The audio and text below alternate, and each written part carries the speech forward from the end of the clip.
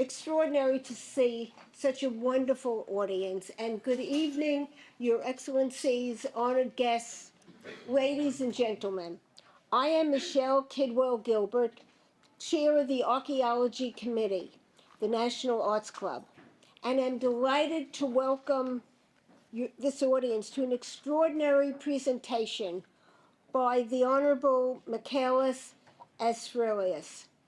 The Archaeology Committee extends its sincerest respects to the ambassadors from Cyprus and India present tonight, as well as other members of the international community. We applaud your presence and sincerely commend your diligent efforts and desire for eternal place. I thank you for all that you're doing. And may I ask anyone associated with the United Nations to kindly stand? That includes you, Pamela. After all, every husband hates his wife.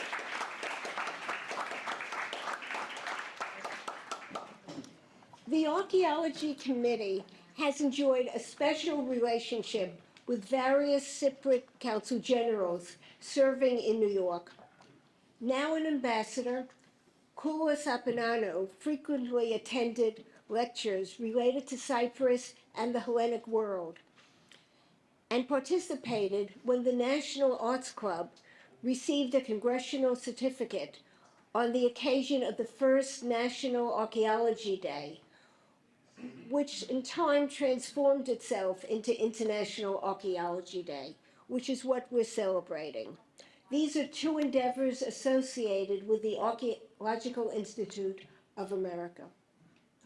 Ambassador Vasilios Philippi bestowed the Tilden Scholar Award upon a student from Washington Irving High School who engaged in our committee's educational initiative. I see at least one of our speakers here, the wonderful Joan Breton Connolly, who's, please rise, Joan, so people will know you. Joan discussed the holy island of Eurynosus off the western coast of Cyprus. And we also had Cecilia Bergoffen, who spoke about Cypriot juglets discovered in Israeli and Egyptian tombs. And there were other talks as well, but these stand out in my memory. And we're so fortunate to these renowned lecturers who come here and to educate our community and this audience. We have featured so many lectures about this extraordinary land. As someone who has traveled to Cyprus, I can attest that it is a glorious, extraordinary island. Amongst the many splendid sites I toured were Paphos tombs from the Egyptian Ptolemaic period and temple ruins dating back to antiquity. I recall the tour I took. The guide, he could have been the director, I'm not sure, but he told me that his brother was studying at MIT. Its artists were highly skillful, with one, and perhaps even more, involved in the construction of the Parthenon itself.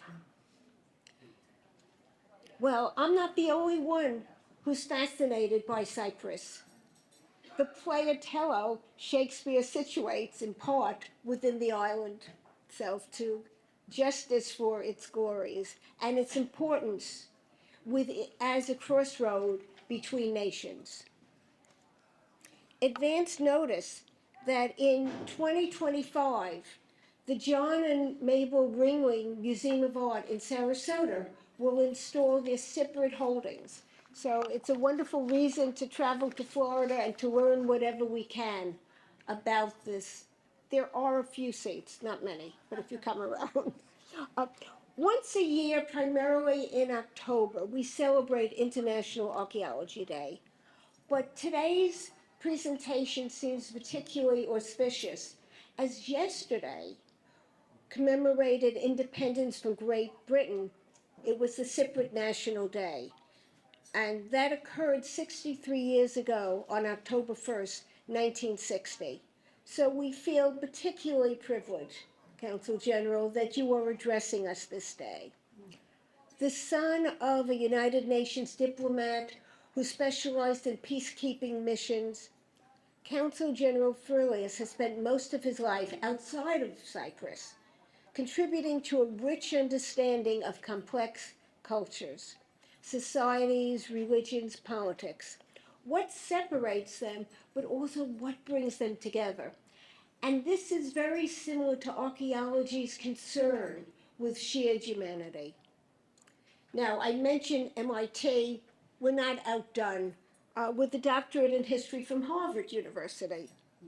He worked for a decade as a newspaper editor and senior staff writer at Haaretz prior to serving in the Ministry of Foreign Affairs and being appointed in 2016 Deputy Ambassador of Cyprus to Israel.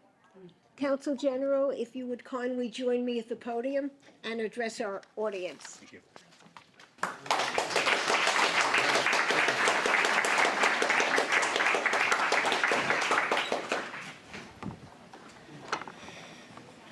Too many electronics.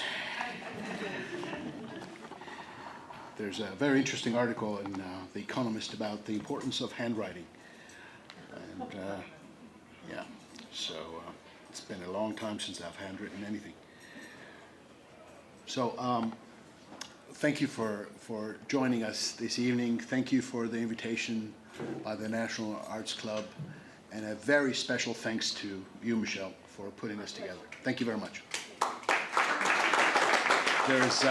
There are some important archaeologists of Cyprus in this room, and I hope that our relationship will mean that I get some slack if I make some mistakes. This is not my field.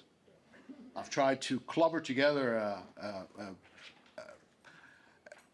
presentation that manages to combine current affairs with ancient affairs and somehow try to make it interesting.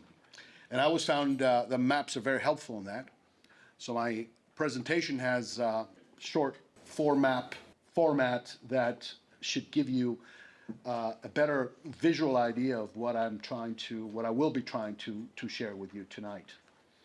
I hope you've already been able to identify where Cyprus is. It's that strange shaped green thing sticking out in the middle of the Eastern Mediterranean. If you didn't know that Cyprus was so close to the Middle East, that it's so central in the Eastern Mediterranean, and I think this map is very clever because it also offers not just an east-west axis, but also a north-south axis, which is very important because of the role of the Black Sea and its relationship in terms of trade. And of course, there's Egypt on the south and the Red Sea over here. So I entitled my talk, The Ancient Geopolitics of Cyprus, and you might find this a curious title for a talk in archaeology. You may be right about that. As I said, it's not a common thing to talk about geopolitics and link it to the ancient world. And there are many political scientists and probably archaeologists who may raise an eyebrow to this. Thankfully, I'm neither. Michelle mentioned my historical training, which has been very important for me because in addition to helping me put together my life experiences, it also opened many avenues to the way I tend to look at the world and apply this to my current job as a diplomat. I'm a big fan of the historian William McNeill, if you heard of him, if you know of him. World history, broad strokes, the synthesis of culture, of movement, of violence, of economy. Essentially that's, to me, that's very much the history of Cyprus. It's ancient history, it's middle history, and probably its future.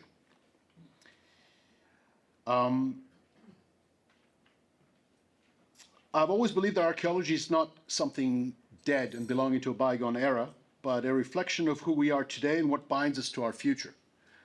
And that's really fundamental to what I would like to discuss today. Obviously, many things have changed since antiquity, but so much has remained and is inexorably bound with where we're headed. I remember one of my teachers telling me that, I'm quoting him here, after Plato, everything else is a footnote.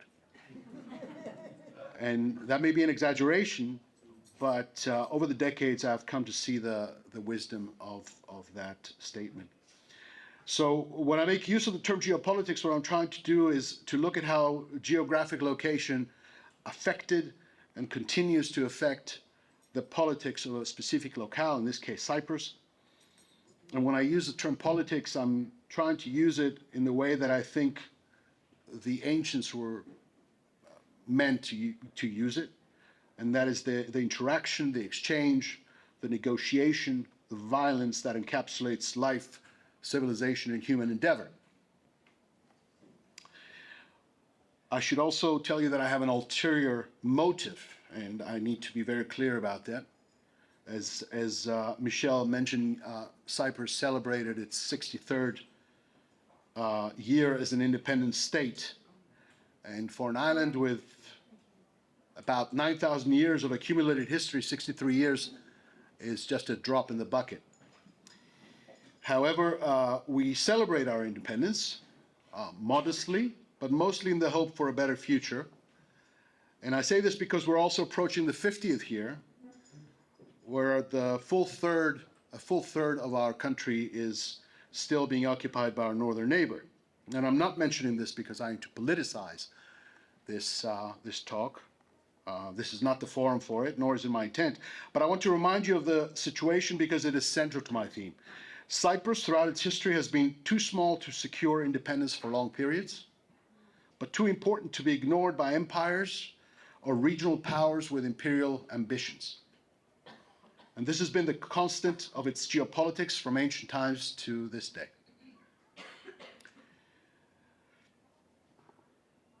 I may be a historian by training, and I'm trying to approach this talk with that kind of expertise.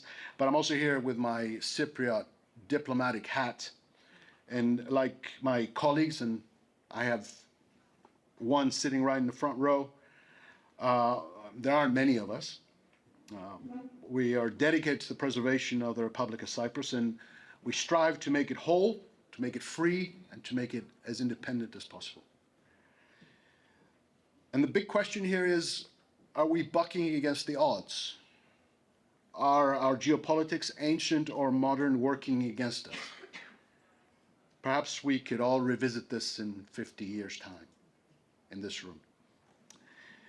A few more comments on the continuity of ancient Cypriot geopolitics, then and now. Natural resources, the timber and copper of Cyprus, much sought after by the nearby empires to build their fleets, to build weapons, to trade in bulk. And now, of course, we have the offshore gas fields, and there are external powers that are trying to put, in both cases, their hands on them. Migration, very topical issue. Cyprus has served as a place of refuge for populations from the region trying to flee persecution, famine, invasion. It was so then, it is still now. I could tell you at the Ministry of Foreign Affairs in Cyprus, we're on constant alert for the possible exodus from Lebanon. We dealt with it in 2006 when that tragic land suffered yet another war.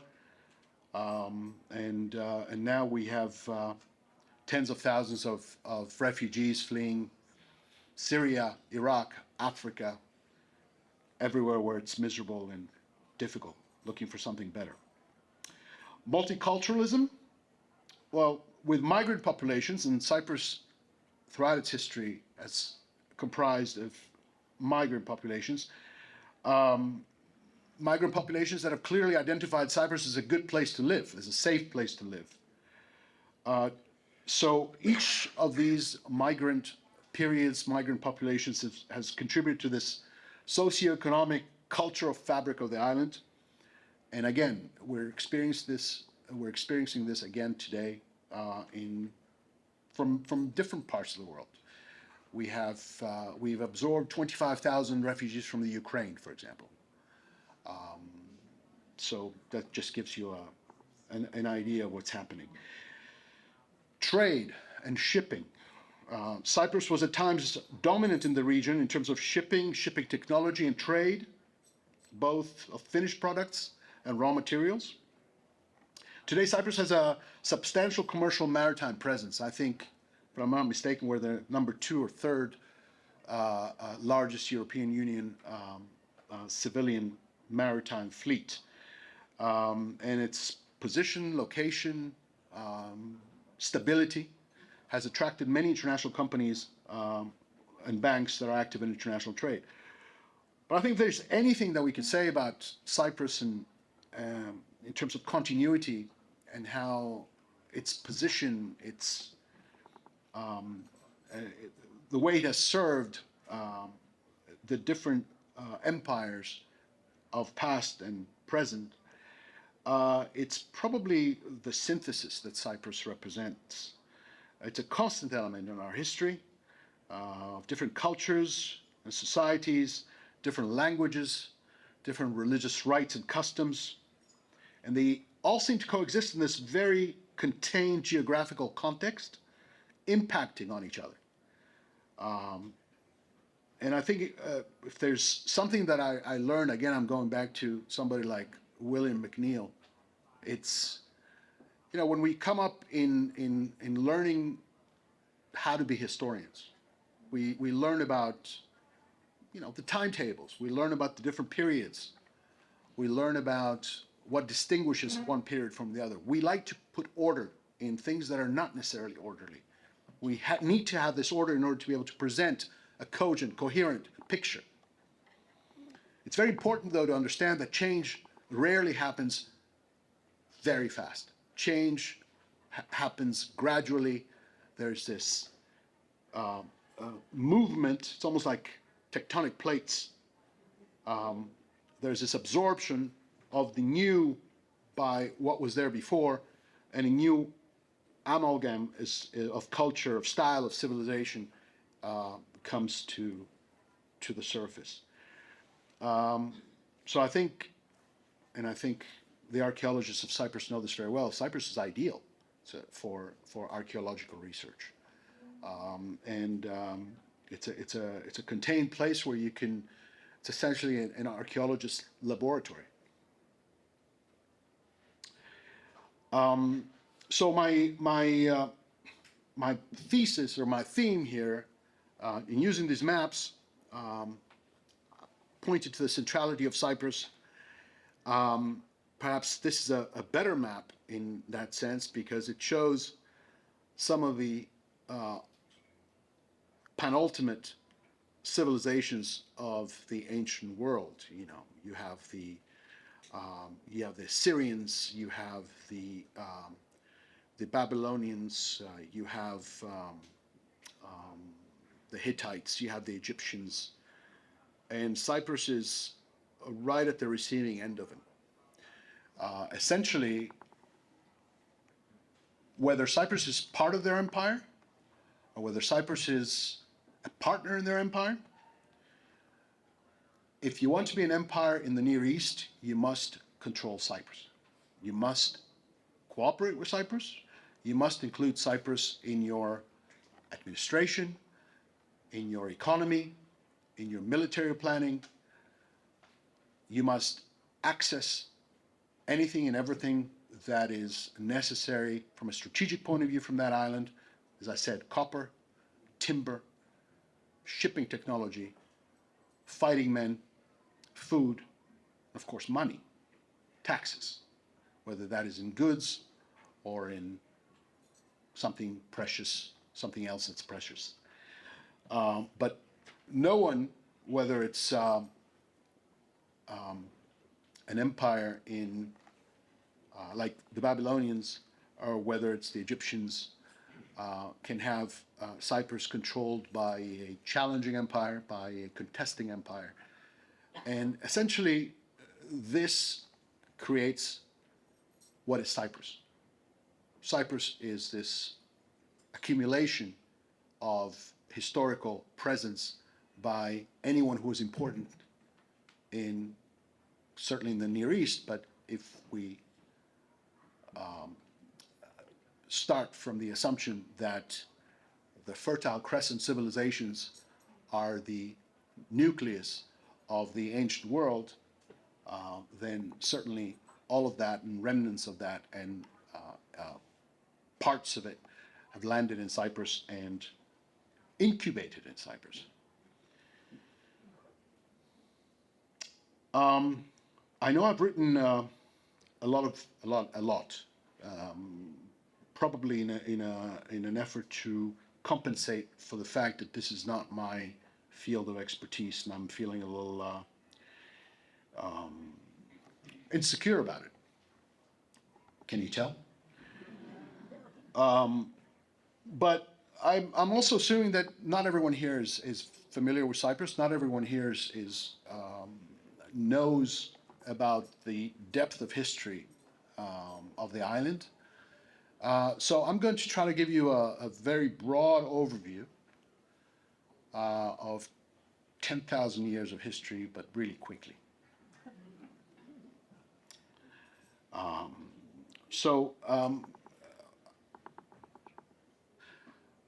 About 10,500 BC, maybe 9,500 BC, give or take 1,000 years, they have managed to date some water wells in Western Cyprus. And apparently they're the oldest water wells right now on record. So you have human presence on the island that they're keen to tap into water resources, probably for some sort of limited agricultural activity, or for their animals, animal husbandry. And then there was also recently, perhaps not so recent, in archaeological terms, very recent, the remains of a cat were found buried with a person, so the whole theory that the cat was actually domesticated in Egypt sort of was upturned, and now they're thinking that it may have happened a lot earlier, and Cyprus is yet again one of the first examples of this.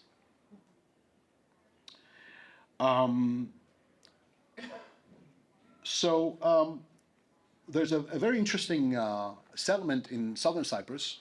We call it Chirokitia. Again, give or take 1,000 years. It's the 6th millennium BC, more or less. Settlements, they built these round houses. They buried their dead in the floor of the house. They had animal husbandry, minor agriculture, but it's a pretty old place, and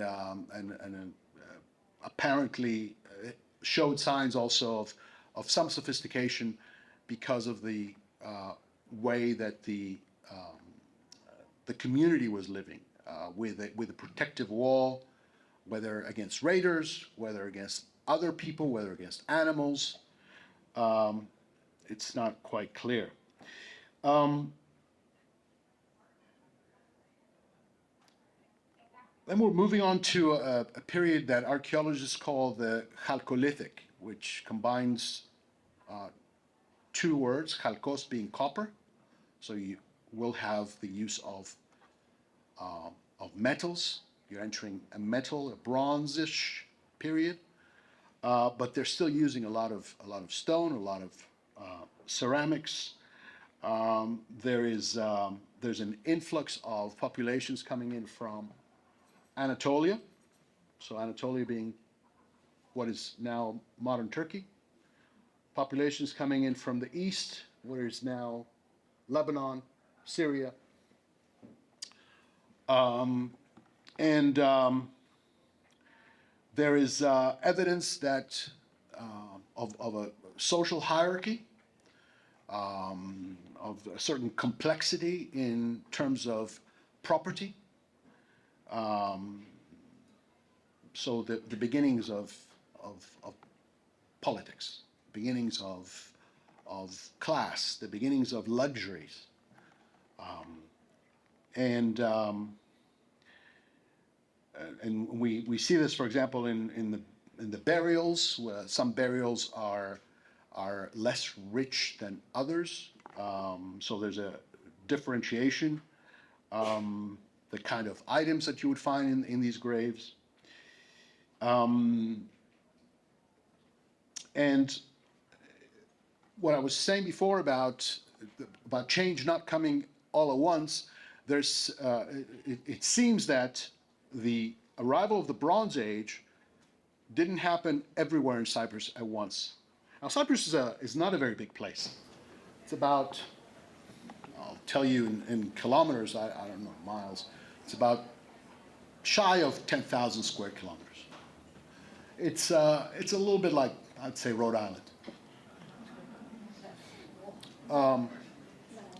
But it's got it's got difficult topography. It's got 2 main mountain ranges, a lot of hills, and until the 20th century, Cyprus never really had good roads. In other words, there were plenty of places that were inaccessible. So this map is an interesting one because you have a situation where you have, in such a small place, you have 10 different independent kingdoms. And not only are they independent kingdoms, but they have the wherewithal to fight each other, to trade with each other, to, in some cases, use different administrative written languages, depending on the influences and which empire they may be paying taxes to at that time. I've described it almost like having to adopt the tax system, the digital tax system of an administration. So if the eastern part is paying taxes to the Assyrians, they would use a lot more of that language in their accounting, in their communications. They would also hire people that today we would call them, that were multicultural, not necessarily Cypriots. But this is in 600 BC, more or less, Cyprus has a collection of 10 independent kingdoms. Now, I don't know how many of you here are Greek, but 10 independent Greek kingdoms is trouble.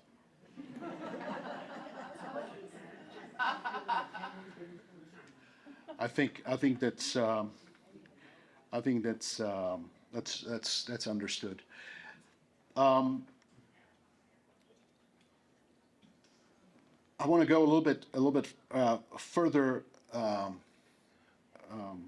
into the thousands of years of history and focus into the one millennia, the millennia before the Christian era.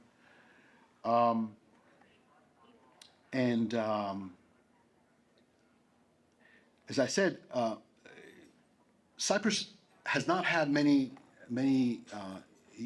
long periods of independence. And the independence of these kingdoms is not always complete. They generally pay taxes to a bigger power nearby. And sometimes they try to take over each other, either using external powers to help them, or because they've managed to accumulate, because they had a better leader than the others, managed to accumulate sufficient funds to probably buy the necessary military power to do so.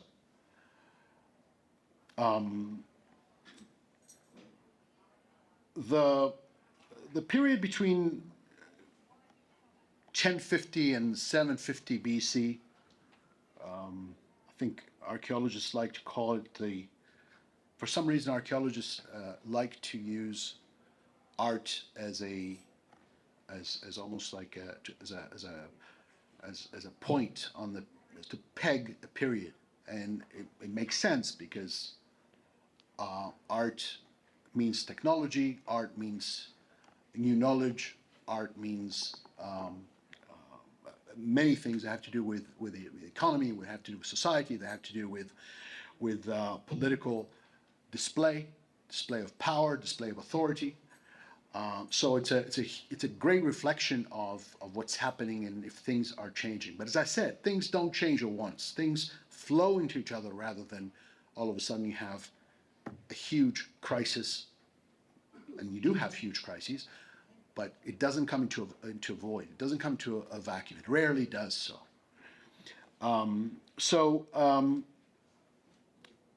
Apparently, between the 12th and the 10th century before Christ, BC, there's a substantial Mycenaean settlement in Cyprus, and it's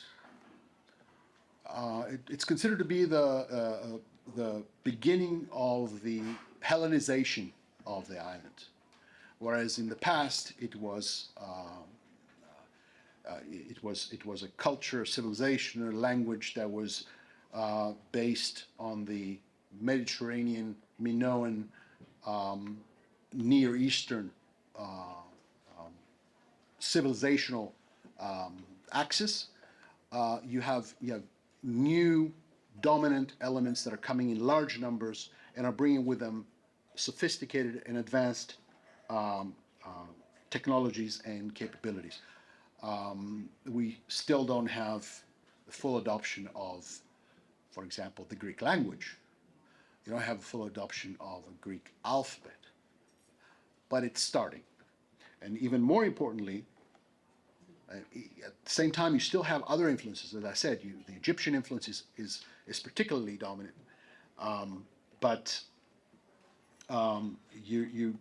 This is a period where you have waves of migration from the Greek mainland, the Ionian, etc.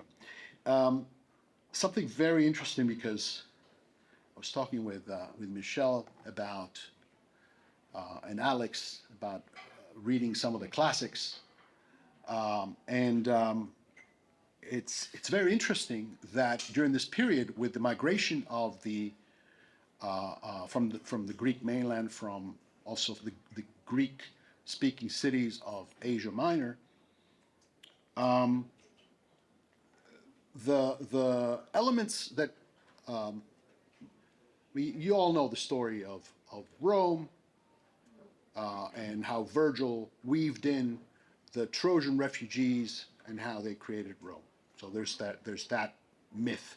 So all of a sudden you have this myth of Greek heroes from the Iliad who are setting up shop in Cyprus. So you have Tevkros, for example, you have Agapinor, etc. And the importance of this is, it seems that there's a growing desire, wish to adopt, apply certain traditions. For example, all of a sudden you don't have burials, you have cremations. In the grand old style of the Iliad, with the various, I call them the condiments, the olive oil and the aromatic leaves and the slaughter of steers, beef, in order to, to have a barbecue. So you're on one hand, you're having this influx of Greek culture, a push for Hellenization. At the same time, you're having the creation of new cities in Cyprus by the Phoenicians. And the Phoenicians are this incredible force of nature, I think, in history. The fact that they came out of, hang on a second, let's go back to this. They came out of the area of Lebanon, essentially, and they just spread throughout the Mediterranean. They almost, they proceeded in a much more organized, much more effective, I think, way, the Greeks in colonizing. And they did this with the aim of trade, but at the same time, they brought with them competent and serious administration. And it seems like in Cyprus, they had roots for many hundreds of years before. I don't know if I mentioned it, but the distances between Cyprus and the coast of Lebanon or Syria or Turkey is minimal. I mean, the northern coast of Cyprus is 40 miles south of Turkey. It's 60 miles west of Syria, and if I'm not mistaken, it's something like between Beirut and Larnaca, the distance is maybe 70 miles. So at a time when seafaring is a very, very risky business, okay? Cyprus is the classic place where if you're going to move and travel close to, or in a fair distance from seashore in safety, in case you have bad seas. So you can understand how the Phoenicians would consider this to be a perfect place for them to set up shop. And not just the Phoenicians. Any seafaring, trading people would take advantage of Cyprus and its location in order to transport through it anything that they were carrying to the west, to the north, or to the south. What time is it? What time is it? We're fine? Yeah. Okay, good. Thank you. Sorry about that.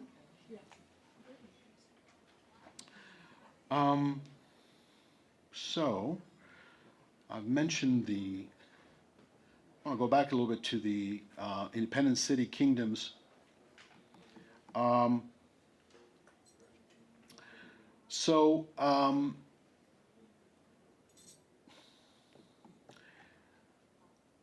The Cypriot kingdoms, after the demise of the Assyrian, the last Assyrian emperor, to a certain extent, came under the control of Egypt for a very short period of time, and then immediately afterwards, the Persian Empire comes into focus. The empire of Cyrus. And this is a very interesting development. It's an interesting development for two reasons, I think. The first is that Cyprus came under the control of the Persian Empire almost completely. The Persians, to a great extent, allowed the Cypriot kings to govern themselves, bicker, trade, as long as they paid what they had to pay, and especially as long as they contributed ships to the Persian navy. So when Xerxes invaded Greece, Cyprus contributed at least 150 ships to that expedition. That's a significant number. At the same time, and I've mentioned that already, the elements of the Hellenization were clearly affecting some of the local leadership. And perhaps they sensed that there was weakness in the Persian Empire. Perhaps they were excited about the possibility of greater independence. They were certainly very much in touch with other Greek city-states, particularly along the Ionian coast, the western coast of Asia Minor. So the Cypriots joined the rebellion of the Ionians against the Persians. It didn't fare well, but I think that on the whole, the message here was that the Hellenic element in Cyprus was being established, was taking a foothold, and a certain amount of, I hate to use the word nationalism, but a certain amount of identification with certain political, cultural, religious, if you will, values that began to identify the Cypriot political scene in the same color, same shades as that you could find in Athens or in other places in the Greek-speaking world. A very interesting figure, a king in Cyprus whose reign lasted 40 years, and of course he was assassinated, was Evagorras of Salamis. Salamis being on the eastern coast of the island, north of where is today Famagusta. Evagorras was very gung-ho, Hellenic values, ideals, language. In fact, he brought the Greek alphabet to Cyprus, and for many years he spoke in favor of an alliance with Athens. And if I may, just sort of like a little hidden pain, I think that all Greek Cypriots certainly have. A statement that a Greek prime minister used in 1974, that Cyprus is situated far, kita makran. Evagorras faced the same kind of rejection from Athens in terms of, you guys are too far away, we cannot really stretch out our power that far. And this is a constant in the history of Cyprus, in the history of its identity and its eventual relationship with the Greek motherland, if you will. Into the picture we have Alexander, that teenager megalomaniac of a general, and the Cypriot kingdoms invested fully in Alexander, realizing that, especially after his first two victories in Anatolia, they realized that he was going to take control of the area, and they might as well side with him. Again, a very large fleet of Cypriot ships and engineers and troops joined him and were instrumental in the siege of Tyre, the Phoenician, the biggest city of the Phoenician world, a very important city because if Alexander wanted to include Egypt into his hold, he needed that line of communications, and that's where the Cypriots came into the picture. They also contributed troops, ships, and again, know-how to the expedition that went all the way to India, especially, and we have a representative from India here, especially for the many rivers of the Indian subcontinent. The Cypriots, of course, didn't realize that they were not going to get their independence from Alexander. And Alexander very clearly understood that he needed Cyprus secure, that he needed Cypriot ships, and as a result, while there were some of the Cypriot kings who were favored, many others were not. So there was a strong presence, military presence for a while, and then the young man died. And Greeks did what they do, and they started fighting each other.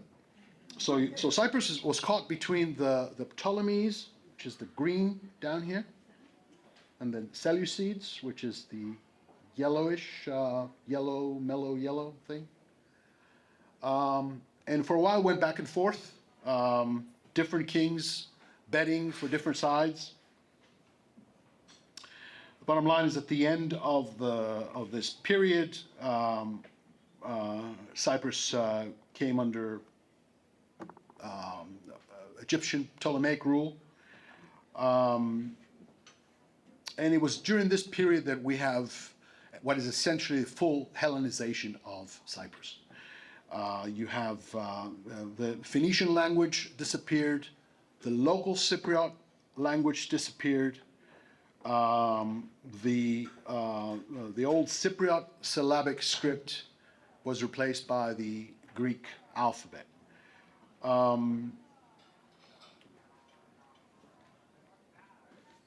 Somebody that should be mentioned here is the father of the philosophical school of Stoics, Zeno from Citium, which is today Larnaca, and he did what every good academic does. He moved to America. He moved to Athens.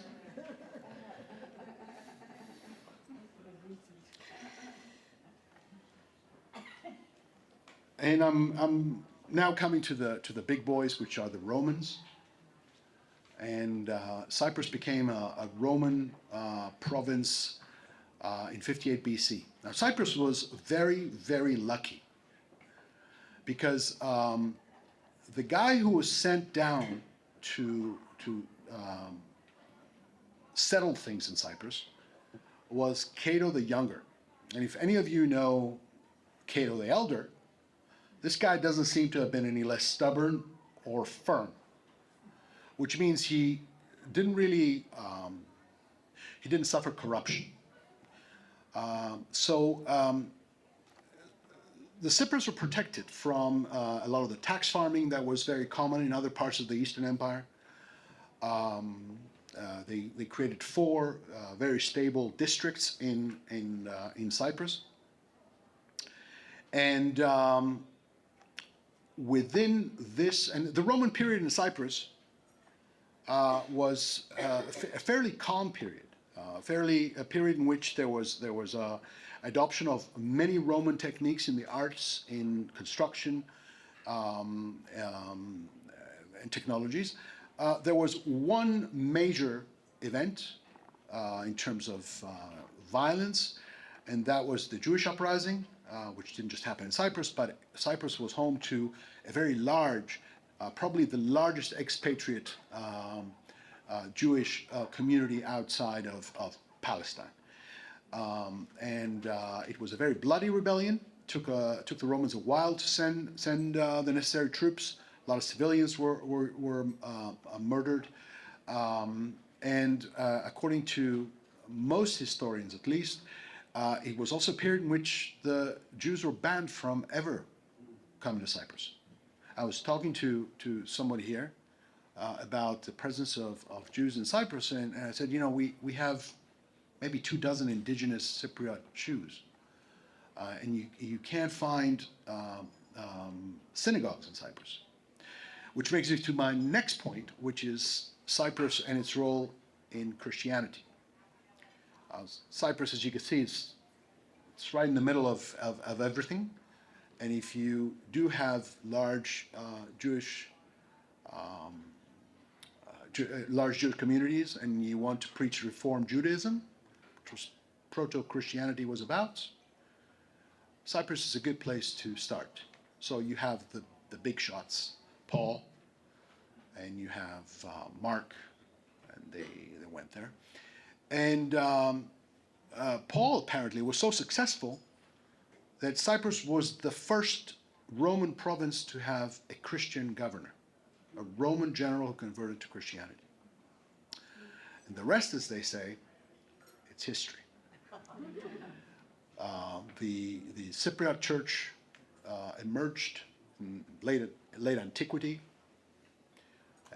gained its independence within the family of the Christian churches. And Cyprus has today some of the oldest churches in the world, some of the most ancient churches, and some of them are protected under UNESCO. I think I'm going to stop here. I think I've given you, I'm tired from this 10,000 years of history. I want to thank you for your attention. I hope it didn't put you to sleep. I hope I hope I was cogent. Very much so. More or less. Thank you. Thank you, but stay up here. Okay. You know, I think it was absolutely fascinating, and I learned quite a bit from it. I want to oh, here's the mic. Thank you. And it's on? Okay. It really gave me a lot to think about with your maps. I never realized where Cyprus was located. I honestly thought it was much closer to Greece because I think of it part of the Hellenic world.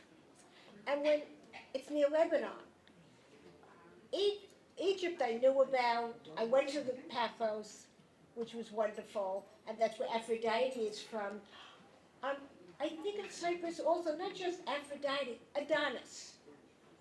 I think of Pygmalion, these stories about these beautiful people from Cyprus. It's really quite unique. And I think this was an education for me, and I sincerely thank you for this. Thank you very much. We have time for around 10 minutes worth of questions, but I don't want to not say what I have to say, so let me do it right now. Courtney, would you stand up, please? The beautiful blonde in back. If you want to be on our committee's archaeology addicts list, please give your information to Courtney. On the table in back, should there be any left, I have our committee schedule, both upcoming events, and we have the events that are online. And our next one in November is about a Greek city in Ionia. So it's a wonderful pendant for this with Christopher Rattay. I also left in back two other things. I had contributed to the Memorandum of Understanding between the American government and that of Cyprus for preservation. You have that at the back table, as well as a review I did many years ago for the Epic Times on an exhibition at Princeton entitled The City of Gold. We were just talking about Princeton. So Princeton is involved, you are involved, so many places are with this fascinating archaeological history of Cyprus. And we do have a reception, which will be lovely. But now, questions from the Consul General. Yes, please. Thank you. You want to give her? Oh, okay. I can hear, but maybe others. Hi, I'm April. I actually lived in Cyprus from year 1997 to 1998. So now it's like 2.5 decades later. I've never been back there, but what would be the biggest changes you think during this over 25 years because you just mentioned a little bit, like I'm sure there are more immigrants now than before, but like, Okay. yeah, thank you. You want to, should we take any more questions or? No. All right. So I think the biggest change is that we joined the European Union in 2004. I mean, it's a dramatic change for Cyprus. It has impacted us in good and bad ways. I think eventually it's all going to be for a better Cyprus. It's made us a more open, discursive, I'd say, I hate to use the word, but modern society. You know, we're more sensitive to things that we weren't sensitive to before. We are. We also appreciate what we have a lot more than we did before, because of this. I think we are much. You know,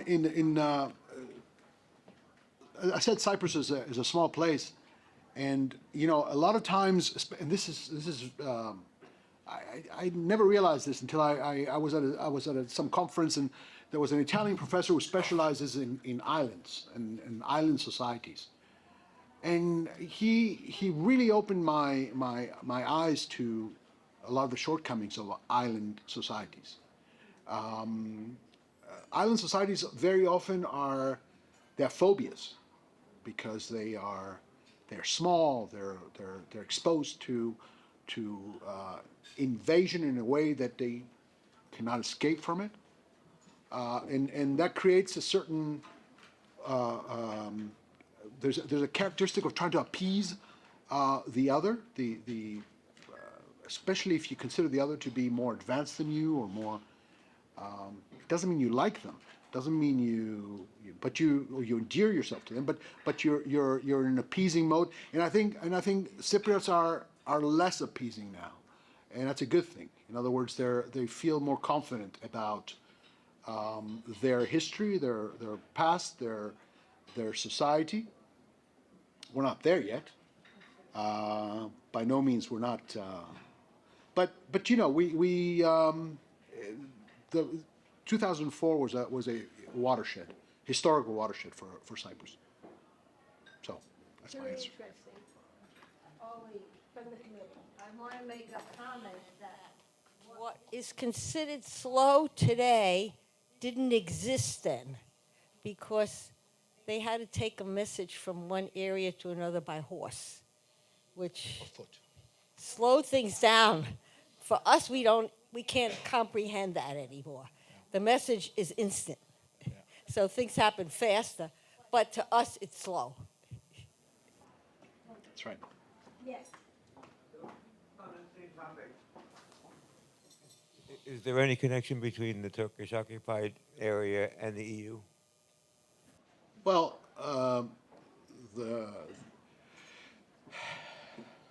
yes, there is there are a variety of areas of contact. The first is that with Republic of Cyprus consent, there are funds that are being invested in the north in order to improve the lives of the people in the north, Turkish Cypriots. There are various mechanisms that allow for trade. There are a variety of opportunities for Turkish Cypriots who are Cypriot citizens, and they hold a Cypriot passport, and they are essentially European Union citizens, just like myself. So there's no distinction on that one, which means that they very often benefit from the fact that we're now, Cyprus is part of the European Union. So they find themselves with what's the right word I want to say? They certainly have options when Turkish Cypriots are feeling oppressed by the Turkish military. For example, they have they can have recourse in Europe. And I'd like to add that the Cypriot flag was designed by, A Turkish Cypriot. and I think that's something, this is archaeology, it's bringing people together, and that's an example of it, certainly. Now, do we have a question down on this side, because no one has spoken here? And I know you're not shy, I know some. Yes. Hi. When was the Jewish rebellion? And could you explain who the Seleucids are? I thought that they were in Persia, but that looks like Turkey to me. No, I'm thinking about the Selefke, it's Antigonus, if I'm not mistaken, John? You're not helping me here. Yeah. You? I'm not making a mistake, am I? We're talking about the Balkan Yeah. rebellion, right? No, but that's too, I was just talking about so it's Antigonus, and I think the Maccabees revolted against that family of Greeks. That's not in Cyprus. I'm not talking about the rebellion in Cyprus right now. I was talking about the identity of the Seleucids that you mentioned. Okay, the rebellion was 115.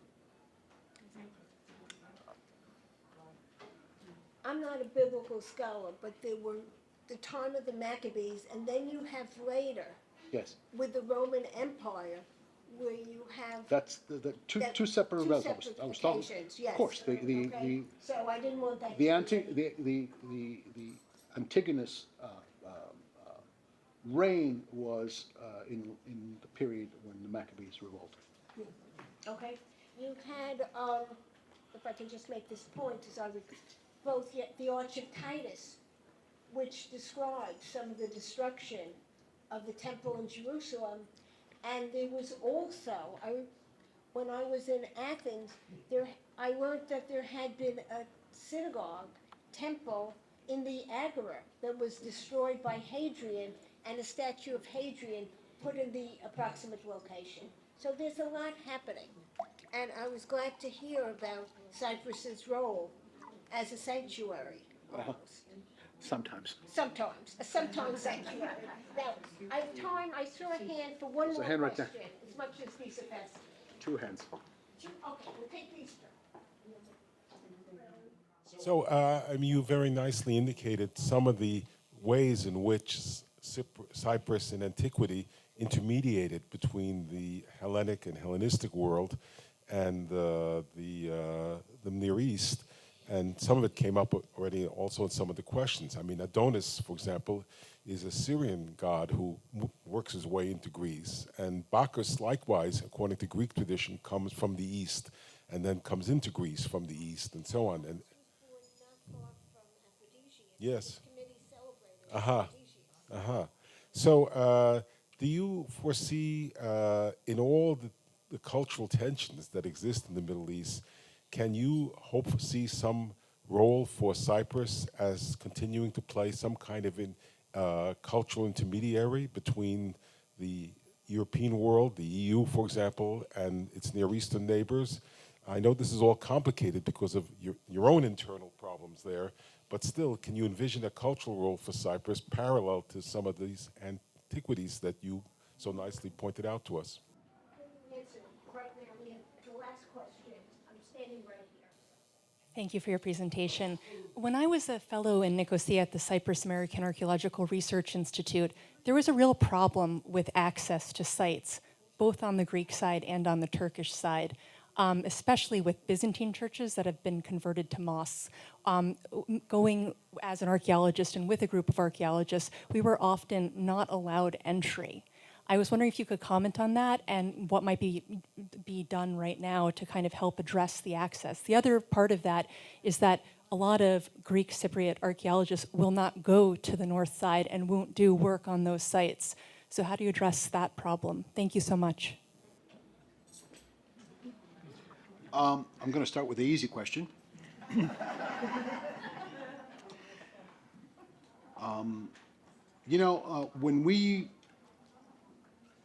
When we were preparing to apply to the European Union for membership, we made it was so intense that I think we tried to do away with our Near Eastern past. I remember this book very well because the title is so ridiculous. The title of the book is "Why Cyprus Has Always Been Europe." It shows the focus, shows what they were trying to do.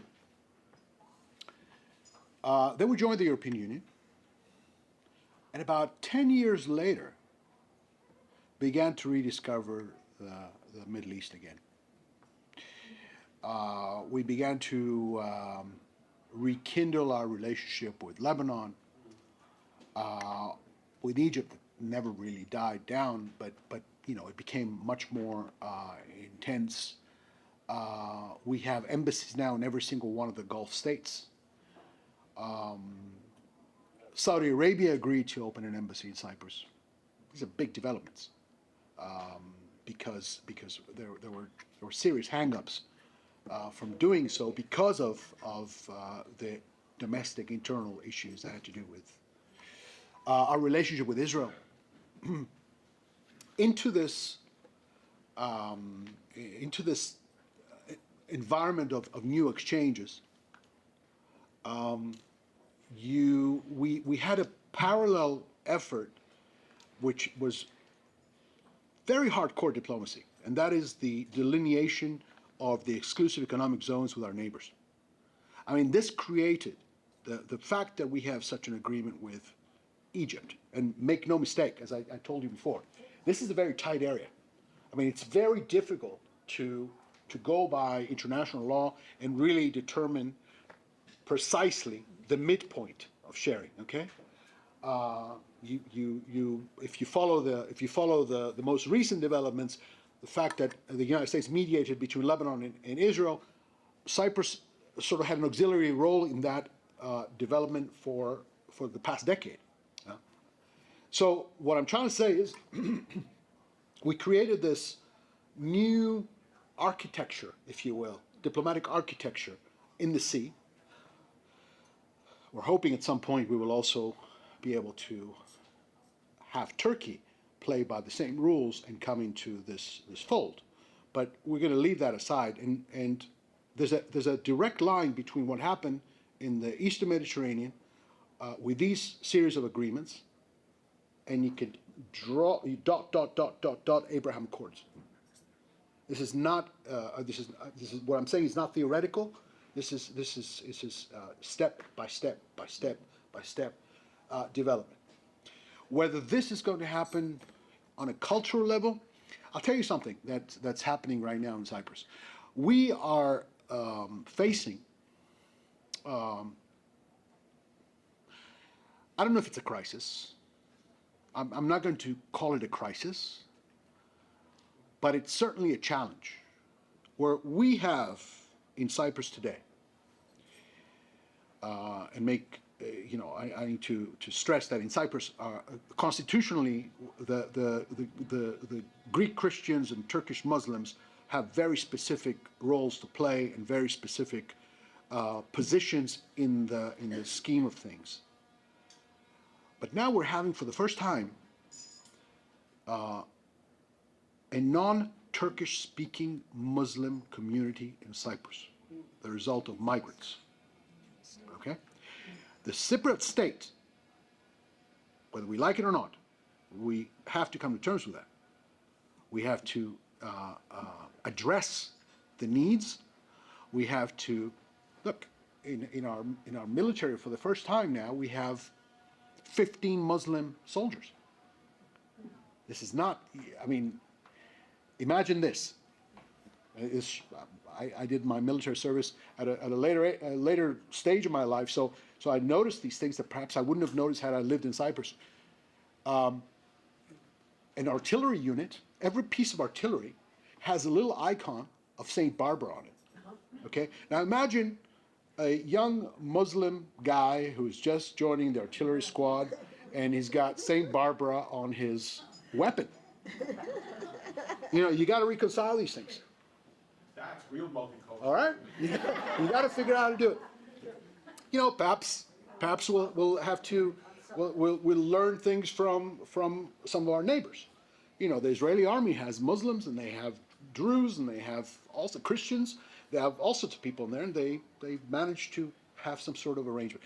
But what I'm saying is, these are challenges, and they're new challenges, and they're not easy because I don't think, you know, for example, in the past, the Muslim issues were dealt by the Turkish religious authority because they dealt with the Muslims. Constitutionally, it was their thing to do. Okay, we dealt with our Christians, and then you had certain other recognized minorities. So it's definitely something to think about. Perhaps I'm hoping that we can be as successful as we've been in more concrete aspects of diplomacy and in relations state to state. I have, although I have my concerns, because just like every other place in the world, you know, we also have our extreme right. You know? But I'm hoping for the best. So I don't know if I've answered. I've given you a to the difficult question. Look, there's no way to you can't shirk the fact that there's a lot of politics in archaeology.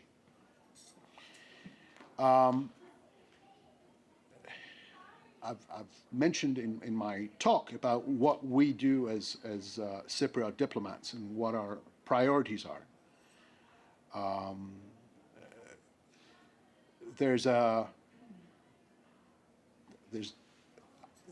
We have to distinguish between the North and the South in terms of state approaches to it. What happened in the North, by any standard of international law, is a series of war crimes. You know, the fact that, you know, almost 500 places of worship, Christian places of worship, have been either destroyed, converted, or you know, are being used for other purposes. Okay. The fact that you know, some very precious ancient relics have been lost forever. In other words, the things we saw in Iraq under ISIS happened in Cyprus in 1974. You know, there are people in here who fought very hard to claim back treasures, Cypriot treasures, that were pilfered and you know, they were sold in the black market. I was involved in the European Union in passing laws, European laws, that criminalize the stealing of ancient artifacts from places, because they're being used in financing terrorism. So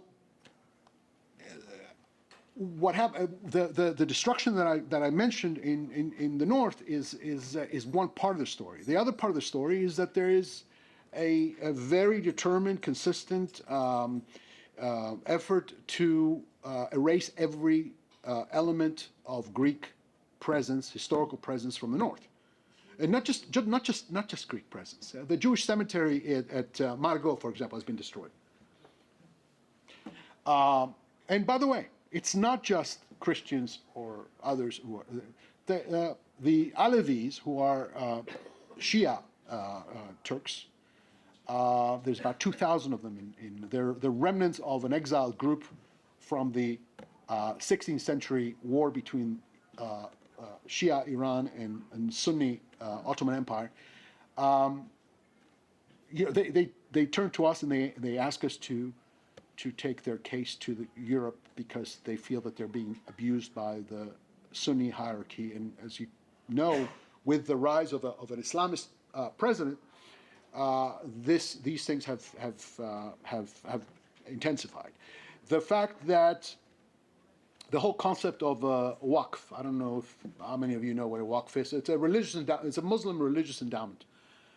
Is being used today by Turkey to justify certain developments in Famagusta. Okay, it's outrageous. You know, it's not providing access in the north. Not that is we wish that was our biggest problem. The fact that our archaeologists refuse to go to the north, it's not even policy. I think you're gonna be hard pressed to find, and they would love to do it because they want to preserve. There's some very, very important sites in the north, but they will not do it because they will not do it under the authority of the Turkish military. And first of all, they won't even let them do it because as I said, archaeology is, especially in our, I don't want to expand beyond Cyprus, but you know, as I said, I served as a diplomat in other parts in the region. I know very, very well what's happening in terms of archaeological finds and various violations in other parts of the Middle East. Access in the south, frankly, I know that our antiquities department, which I'm hoping is entering a new era because it has moved from you know, we inherited certain elements from the British administration, and the Antiquities Department used to belong to the Ministry of Public Works. So essentially, the people who dug sewers were also responsible for archaeological digs. Now it's a department that moved and is part of the Ministry of Culture. And the head of the Ministry of Culture now, the minister, is an archaeologist who studied at Bryn Mawr.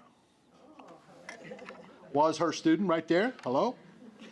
And you know, we're hoping for we're in the process of constructing, and this is going to be a tremendous development, in my opinion, constructing a proper modern archaeological museum in Cyprus. Because I've said for many years that the archaeological museum that we have in Cyprus, it's not really a museum, it's sort of like a storage place. It's per square inch, it's probably the richest archaeological museum in the world. Just to conclude on that, I know he's got his issues with his popularity these days. Benjamin Netanyahu, who is a fanatic of archaeology. Every time he comes to Cyprus, we have to kick everyone out from the museum because he wants to come visit the museum. He just, every time he comes, he always finds new things, and he's very excited about it. So we're looking forward to having a proper museum where next time you go to Cyprus, maybe that's going to be up and running, and it's going to be at least as good as the one in Athens. So looking forward to that. Thank you.